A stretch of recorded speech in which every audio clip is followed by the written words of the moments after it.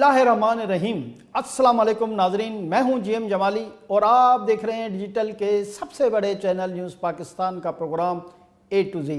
नाजरीन, आज Islamabad high court ने पाकिस्तान में पैदा होने वाले अफगान नौजवान की शहरियत के केस में वजारत दाखिला को अहकाम जारी किए हैं कि वो नौजवान के तस्दीक शुदा पैदाइशी सर्टिफिकेट अदालत में पेश करे ताकि मुद्दई को पाकिस्तानी शहरियत देने के हवाले से फैसला किया जा सके।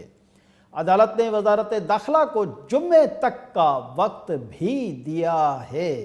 जी नाजरीन, इस्लामाबाद हाई कोर्ट में 24 साला अफगान नौजवान की पाकिस्तानी शहरियत से मुतल्लिक दायर की गई दरख्वास्त पर चीफ जस्टिस अतर मिनुल्लाह ने समाअत की। मुद्दई फजल हक की जानिब से वकील उमर एजाज गिलानी अदालत में पेश हुए। वकील उमर गिलानी ने अदालत में मौक़िफ़ अख्तियार करते हुए कहा कि मेरे मोक्किल ने 24 साल पाकिस्तान में बग़ैर किसी शहरियत के गुजारे। इस दौरान अदालत ने रिमार्क्स देते हुए हिदायत जारी की कि पाकिस्तान में पैदा होने वाला कोई भी बच्चा पाकिस्तान का शहरी बन जाएगा। बच्चे को सिर्फ पैदाइश के सर्टिफिकेट की ज़रूरत होगी। अदालत का रिमार्क्स पे मज़ीद कहना था कि अमेरिका और चंद दीगर ममालिक में पैदा होने वाले बच्चे को शहरियत दी जाती है। हमारा कानून भी पाकिस्तान में पैदा होने वाले हर बच्चे को शहरियत देने का पाबंद है। अदालत की जानिब से वजारत दाखिला को शहरियत की दरख्वास्त पर अगले जुम्मे तक कानूनी कार्रवाई मुकम्मल करने की हिदायत की गई है। अदालत ने रिपोर्ट अगले जुम्मे को पेश करने का हुक्म देते हुए केस की समाअत मुलतवी कर दी। दौरान समाअत वजारत दाखिला के वकील ने मुद्दई के वकील को यकीन दहानी कराते हुए कहा कि पैदाइशी सर्टिफिकेट की तस्दीक पर फैसला कर दिया जाएगा। वाज़ेह रहे कि अदालत ने जमीयत उलमा इस्लाम JUI के साबिक सेनेटर हमदुल्ला की तरफ से मुकम्मल सपोर्ट के साथ मुद्दई की तरफ से दायर करदा शहरियत के इस केस में चीफ जस्टिस ने अगले जुम्मे तक कानूनी कार्रवाई मुकम्मल करने का हुक्म भी दे दिया है। जी नाजरीन, यहाँ ये बात भी बहुत अहमियत की हामिल है कि चंद बरस कबल जब हमदुल्ला JIU के सेनेटर थे तो उन पर अफगान शहरी होने का इल्ज़ाम लगाया गया था, जिस पर उनकी सेनेटरशिप भी मुअत्तल कर दी गई थी और तहकीकात शुरू कर दी गई थी। इस सिलसिले में ज़िम्मेदार ज़राए का कहना है कि हमदुल्ला का ताल्लुक नूरोज़ई कबीले से है, जो पाकिस्तान और अफगानिस्तान के बॉर्डर पर आधा आधा बटा हुआ है। साबिक सेनेटर हमदुल्ला पर यह इल्ज़ाम लगाया गया था कि उनका ताल्लुक नूरोज़ई कबीले के उस हिस्से से है जो अफगानिस्तान में है। ताहम JUI के मज़कूरा सेनेटर पर यह साबित करने में कामयाब हो गए कि उनका ताल्लुक नूरोज़ई कबीले के उस हिस्से से है जो पाकिस्तान में है, और इस तरह उनकी पाकिस्तानी शहरियत भी बच गई और सेनेटरशिप भी। ताहम बाद में उनका बहैसियत सेनेटर टेन्योर पूरा हो गया। आजकल वो PDM के मरकज़ी ओहदे पर फाइज हैं। नूरोज़ई कबीले के हवाले से ज़िम्मेदार ज़राए का ये भी कहना है कि इस कबीले के सैकड़ों लोग पाकिस्तानी शहरियत ले चुके हैं, जिनका ताल्लुक अफगानिस्तान के नूरोज़ई कबीले से है। इनमें साबिक सेनेटर हमदुल्लाह के मुत्तहिद रिश्तेदार भी शामिल हैं। जी नाजरीन, अदालत के रिमार्क्स की इस तरफ इशारा है कि अदालत पाकिस्तान में शहरियत हासिल करने के हवाले से फैसला करने जा रही है।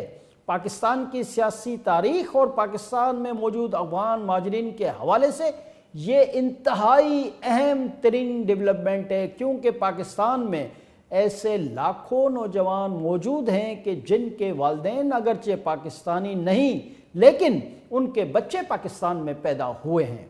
लाखों अफगान माजरीन जो अब 3 नस्लों से पाकिस्तान में रह रहे हैं, वो सब अदालत के इस मुमकिना फैसले के बाद पाकिस्तानी शहरियत लेने के हकदार बन जाएंगे। अदालती रिमार्क्स के मुताबिक अगर इन्हें सिर्फ अपनी पैदाइश का सर्टिफिकेट जमा करवाना पड़ेगा, जिसके बाद वो सब पाकिस्तानी शहरियत के हामिल बआसानी हो जाएंगे। जी नाजरीन, गुज़िश्ता तकरीबन 40 बरस से 40 लाख के लगभग अफ़गान मुहाजिरीन पाकिस्तान में रह रहे हैं और इनकी सबसे बड़ी तादाद कराची और हैदराबाद में है।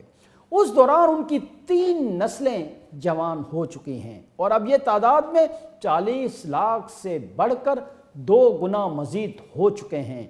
ताहम इनमें से 8 से 10% की अमवात भी वाक़या हो चुकी हैं।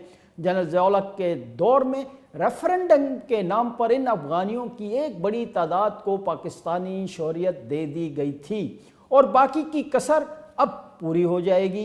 माजी में भी इस सूरत हाल से सिंध के शहर कराची और हैदराबाद सबसे ज़्यादा मुतासर हुए थे और अब भी नई सूरत हाल में सबसे ज़्यादा सिंध के यही 2 शहर मुतासर होंगे और लाखों लोग सिंध की सरजमीन पर जो अब तक गैर कानूनी तौर पर रह रहे हैं, कानूनी तौर पर सिंध के शहरी बन जाएंगे। नाज़रीन, यहाँ दिलचस्प बात यह है कि सिंध के शहर कराची में सिर्फ अफ़गानी ही गैर कानूनी तौर पर नहीं रह रहे, बल्कि यहाँ बहुत बड़ी तादाद में बंगाली और बर्मी भी गैर कानूनी तौर पर कई दहाइयों से बसे हुए हैं कि जिनके बच्चे इसी सरजमीन पर पैदा हुए हैं। लिहाजा उनके लिए अदालत के सामने पैदाइश के सर्टिफिकेट पेश करना कोई बड़ी बात नहीं। आज के अदालती नमाज के बाद पाकिस्तान में गैर कानूनी तौर पर रहने वाले तमाम अफ़गानियों, बंगालियों और बर्मियों को पाकिस्तानी शौहरियत मिलने के इम्कानात रोशन हो गए हैं और इसका सबसे ज़्यादा बोझ सिंध को उठाना पड़ेगा। इस सिलसिले में अहम तरीन नुकता ये भी है कि चंद बरस कबल जब इमरान खान वज़ारत उज़्मा की कुर्सी पर ताज़ा बरजमान हुए थे तो उन्होंने कराची में एक तकरीब के दौरान कराची में आबाद तमाम बंगालियों, अफ़गानियों और बर्मियों को पाकिस्तान की शहरियत देने का ऐलान किया था। उस वक्त इमरान खान ने भी यही कहा था कि जो पाकिस्तान में पैदा हुआ वो पाकिस्तानी है। इमरान खान ने कहा था कि ऐसे लोग कहाँ जाएं जो कई दहाइयों से पाकिस्तान में रह रहे हैं और अब इनका मुल्क के जहाँ से वो आए हैं वो भी इन्हें कबूल करने को तैयार नहीं। इमरान खान के इस ऐलान पर बंगालियों, बर्मियों और अफ़गानियों में खुशी की लहर फैल गई थी। ताहम बाद में इमरान खान ने अपना मौक़िफ़ तब्दील कर दिया था। नाज़रीन, कराची में सिर्फ बंगाली, अफ़गानी और बर्मी ही नहीं बल्कि ईरानी भी काबिल ज़िक्र तादाद में आबाद हैं जो इनकलाब ईरान के बाद कई दहाइयों से पाकिस्तान में रह रहे हैं। क्योंकि ये लोग इनकलाब और उनके ख़िलाफ़ थे और शाह ईरान के हामी थे, लिहाजा जब ईरान में इनकलाब आया तो उन पर एक बहुत बड़ी तादाद भाग कर पाकिस्तान आ गई और फिर ये लोग कराची में ही आबाद हो गए। जी नाज़रीन, सिंध के शहरों ख़ास तौर पर कराची और हैदराबाद में लाखों की तादाद में गैर कानूनी तारकीन वतन मौजूद हैं जो सिंध की मईशत और वसाइल पर बहुत बड़ा बोझ है, जबकि मुल्क के दीगर शहरों में गैर कानूनी तौर पर रहने वाले भी कराची आकर आबाद होने की कोशिश करते हैं। ताज़ा तरीन आदाद व शुमार के मुताबिक अफ़गानिस्तान में तालिबान की हुकूमत कायम होने के बाद बहुत बड़ी तादाद में वो अफ़गानी जो तालिबान मुखालिफ फ़िक्र या नज़रिया रखते हैं बॉर्डर क्रॉस करके पहले ही पाकिस्तान में दाखिल होने में कामयाब हो चुके हैं और ये सिलसिला अब तक जारी है। पाकिस्तान में दाखिल होने के बाद ये लोग कराची या इस्लामाबाद का रुख करते हैं। दिलचस्प बात यह है कि इन नए अफ़गानियों ने भी अपने बच्चों को यहाँ के स्कूलों में दाखिल करवा दिया है। दूसरी तरफ यहाँ हमारे मुल्क में पैदाइश का सर्टिफिकेट भी बनवा लेना कोई ज़्यादा मुश्किल काम नहीं, जबकि पाकिस्तान आने वाले नए अफ़गानियों के यहाँ भी बच्चों की पैदाइश का अमल शुरू हो गया है।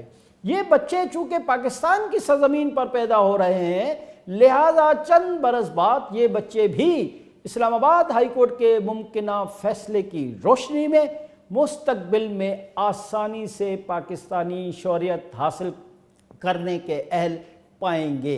जी नाज़रीन, पाकिस्तान की आबादी इस वक्त 23 करोड़ नफूस से ज़्यादा तजावज़ कर चुकी है। आबादी के एतबार से पाकिस्तान दुनिया का छठा बड़ा मुल्क है और अगर हम इस बच्चे को जो पाकिस्तान की सरजमीन पर पैदा हुआ उसे पाकिस्तान ने अपने मुल्क की शहरियत देने का सिलसिला शुरू कर दिया तो बहुत जल्द पाकिस्तान आबादी के एतबार से दुनिया का 5वां बड़ा मुल्क हो जाएगा।